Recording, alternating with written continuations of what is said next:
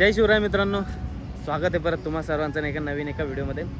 खरं तर आपल्या सिरीजचा आज हा 9वा दिवस आहे आणि आज आपला जो बकेट लिस्टमध्ये होता तो म्हणजे राजगड। परंतु काही कारणास्तव राजगड बंद असल्यामुळे राजगड हा आपला कॅन्सल झाला आणि हा सिरीजचा म्हणजे थोडक्यात एंडच आहे, ज्याच्यामध्ये आपण जे युनेस्कोचे 11 गड किल्ले त्यांना आपण एक्सप्लोअर करत होतो। तर त्यामध्ये प्रामुख्याने जर कधी आपला राहिला तो म्हणजे राजगड आणि सिंधुदुर्ग। आता जो खांदेरी किल्ला आहे आणि जो सुवर्णदुर्ग आहे, खरं तर आपण त्यांच्या आतमध्ये गेलो नाही, पण कमीत कमी तिथपर्यंत गेलो आहे। तर त्या हिशोबाने हे 2 किल्ले आपले झाले नाही।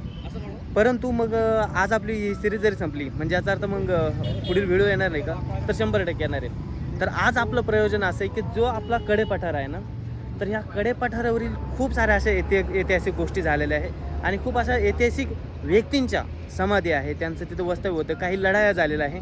तर ह्या सर्व गोष्टींचा आहे ना आपण थोडक्यामध्ये आढावा घेणार आहोत। आता आपण नाही का हे जे समोर खूप साऱ्या बिल्डिंगा वगैरे दिसत आहे का, तर ती दिसत आहे नाही का पुणे सिटी। आणि इकडनं नाही का येतं ते म्हणजे आपल्याला नाही का जो हडपसरच्या अलीकडं वडकी गाव आहे ना, ते वडकी गावातनं आपण नाही का ह्या ज्या रांगा दिसतात ना, ह्या आहे पूर्ण भुलेश्वरची रांग। ते समोर जे लास्टला जे टेकडी दिसते का, ते आहे कानिफनाथांचं मंदिर। हे तळ आपल्याला ह्या टेकडीवरनंच नाही का एकदम अचूक असं आणि भारी सुंदर भव्य असं दिसून येत आहे। तर ह्या तळ्याला म्हटलं जातं नाही का वडकीचं तळं। आता इतिहासामध्ये असं म्हटलं जातं की याला नाही का वडकीचं तळ म्हणून नाव होतं, परंतु ते बाजीरावांनी बांधलेलं आहे। तर त्यामुळं नाही का बरेचसे लोक याला नाही का मस्तानी तळ म्हणून सुद्धा म्हणतात। त्या तळ्याच्या त्या बाजूला तुम्हाला एक मंदिर दिसतंय का, तर ते आहे महादेवाचं मंदिर। आणि आज प्रामुख्याने आपल्याला जो संपूर्ण कडेपठार आहे ना तो फिरवणार आहे, त्याच्याबद्दल माहिती देणार आहे ते म्हणजे नाही का उत्कृष्ट असे लेखक, इतिहास अभ्यासक, इतिहास संशोधक म्हणजेच नाही का सतीश शिंदे सर, ज्यांना मी बऱ्याच वेळा नाही का माझ्या व्हिडिओमध्ये पण सांगितले की मी एक ज्यांना समजा मेंटर मानतो किंवा ज्यांच्यापासून नाही का मला ह्या पूर्ण विषयाची गोडी लागलेली ते म्हणजे हेच शिंदे सर। आज त्यांच्यासोबत पूर्ण हा कडेपठाराचा आपण प्रवास करणार आहेत। आता यानंतर आपण जाणार आहोत ते म्हणजे नाही का पुरंदरावरती, आणि त्यांची सुकन्यासुद्धा नाही का आपल्यासोबत आज असणार आहे संपूर्ण प्रवासामध्ये। तर चला आज तुम्हाला नाही का कडेपठाराचा जो स्वाद आहे ना तो दाखवतो, ते पण शिंदे सरांच्या दृष्टीने। नमस्कार मित्रांनो, आता सध्या आपण समोर जे पाहत आहोत ते आहे वडकीचं तळं।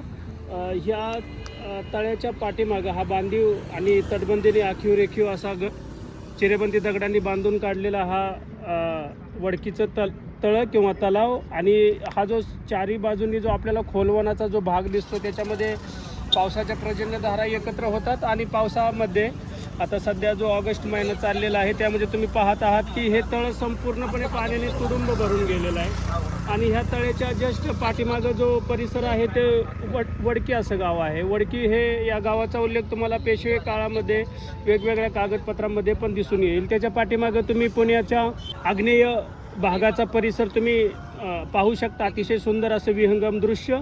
आणि याच्याच बरोबर तुम्ही पश्चिमेला पाहाल तर ती कानिफनाथाची टेकडी, त्या कानिफनाथाच्या टेकडीवरती एक कानिफनाथांचं प्रतिस्मारक समाधीसुद्धा आहे।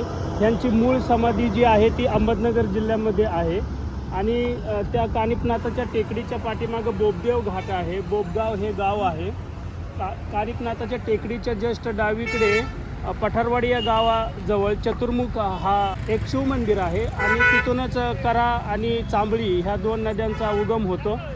जे कानिफनाथाची टेकडी आहे त्याच्या पाठीमागं बोबदेव घाट आणि त्याच्या पाठीमागं कात्रज आणि त्याच्या पाठीमागं सिंहगड। तर सिंहगडापासून सुरू झालेली ही सह्याद्रीची पर्वतरांग ह्या दिवे घाटामध्ये जिथं सध्या आपण आता उभे आहोत तिथून विभागली जाते। या घाटाला दिवे घाट असं म्हणण्याचं कारण की हा घाट जो आहे तो पायथ्याला दिवे घाटाच्या डोईवरतीच बांधलेला आहे। आणि हा जो दिवे घाटाचा जो मार्ग आहे आता हा चौपदरीकरणाचा सुरू झालेला आहे। आणि हा पुणे पंढरपूर हायवे जो आहे तो पुढे कर्नाटकातील मुधोळ ह्या जिल्ह्यापर्यंत हा मार्ग जातो। संपूर्णपणे पाठीमागच्या 6 ते 8 महिन्यांपासून ह्या रस्त्याचं चौपदरीकरणाचं काम चाललेलं आहे।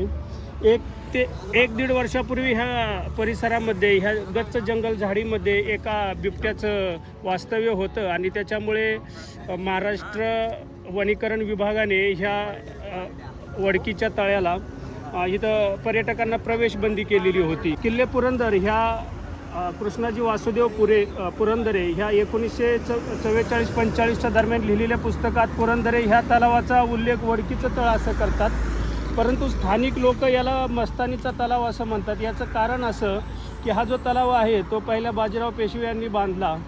लोकांमध्ये एक अशी दंतकथा लोककथा प्रचलित आहे की शनिवार वाड्यामधून आपल्या सुरक्षा रक्षकांच्या मदतीने आणि मेण्यामध्ये बसून त्यांची द्वितीय मुस्लिम पत्नी मस्तानीबाई ही एका गुप्त भुयारी मार्गातून शनिवार वाड्यातून या मस्तानी तलावापर्यंत येत असे.